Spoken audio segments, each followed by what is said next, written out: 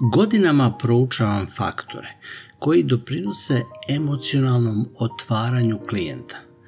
Nalazim načine da oni prepoznaju svoju napetost kao jad, tugu i da dožive ta osjećanja koja su skoro uvek praćena suzama. Verujem da se napetost prazni, a osjećajnost održava i obnavlja održavanjem i obnavljanjem kontakta sa ličnim emocionalnim potrebama. Gledao sam i slušao stotinama puta klijente čije nepotrebne odbrane odjednom popuste i iz njih probije neko dirljivo osjećanje. Nekada sam zapisivao šta se dešava tokom seanse, nekada nisam. Važno mi je bilo da otkrijem princip, ostalo su varijacije i nijanse. Ali izgleda da su te nijanse ono što oživljava celu priču.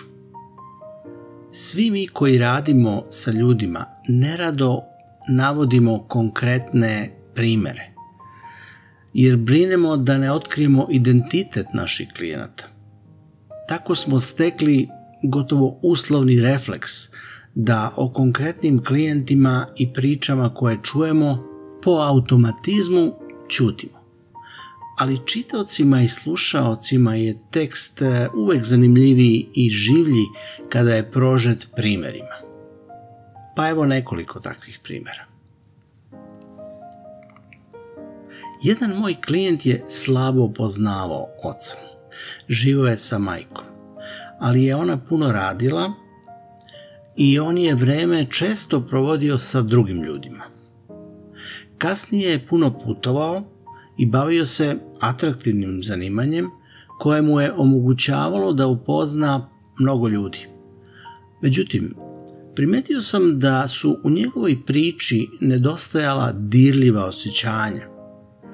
Priča o ocu koji je živeo daleko i koga je retko viđao, u njemu je izazivala samo ljutnju. Priča o majci također je bila lišena osjećanja.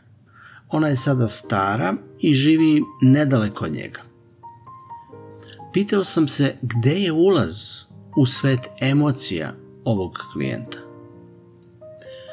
Šta će ga ganuti, dirnuti? Koja priča će pokrenuti osjećanja? Znao sam da su osjećanja najviše vezana za osobe, posebno u detinjstvu, od kojih osjetimo ljubav i brigu. To ne moraju biti roditelji, a za ovog klijenta je to posebno važno. Zamolio sam ga da mi priča o osobama koje su ga duže čuvale i koje su prema njemu pokazivale brigu i ljubav. On se odmah setio žene iz komšiluka, kod koje je provodio puno vremena i čak spavao. Zvaćemo je Ana. Pričao je o tom vremenu provedenom sa tetkanom. Kada sam ga pitao šta je kasnije bilo sa njom, gdje je ona sada, šta radi, mom klijentu su se otvorila vrata osjećanja i on mi je plačući pričao da je ona umrla, a da on nije stigao da ode na njenu sahranu. Istovremeno je postao svestan koliko mu je ona značila u životu i koliko ga je dugo mučio osjećaj griže savesti, što se nije potrudio da joj ode na sahranu. U stvari, nastavio je klijent, nisam otišao jer sam se bojao svojih osjećanja prema njoj. Možda ne bih mogao da se iskontrolišem, morao bih da urlam na sahrani jer ona mi je u životu bila sve ono što nije majka.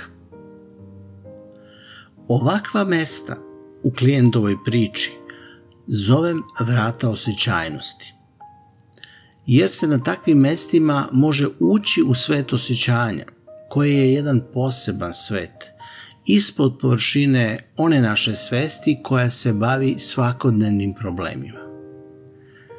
Višenedeljni, ponekad i višemesečni psihološki rad unutar sveta osjećajnosti donosi velike promene, gubitak psiholoških tegoba i povećanje zadovoljstva sobom i svojim životom. Vrata osjećajnosti su se za jednu moju klijenticu otvorila na drugi način. Ona je imala izuzetno hladan odnos sa ocem. On skoro nikada nije pokazivao saosjećajnost prema njoj. Samo je nešto prigovarao, izdavao naloge, a kada bi, na primjer, u školi dobila 4 umjesto 5, on bi prema njoj bio ironičan do sarkazma. Kada bi se razbesneo zbog nečega, on bi je tukao kud stigne, surovo i nemilosrdno. Ona danas kaže da nema osjećanja prema njemu i teško joj je da sa njim ima bilo kakvu drugu komunikaciju osim one banalne, pošto još uvijek žive zajedno. Majka joj je umrla pre nekoliko godina, sestra se udala i otišla u drugi grad. I dok je ona pričala o njemu na jednom našem sastanku ili seansi, ja sam tražio neki pozitivni kontrast njenoj priči o bezosjećajnom ocu. Našao sam ga u činjenici da taj čovjek svoju decu nikada nije napustio. Uvijek je bio sa njima, brinuo, školovao ih, vodio kod lekara. Rekao sam joj da je on jedan od onih očeva koji nikada ne napuštaju svoju decu. Nastala je pauza od par sekundi i onda je ona briznula u plač.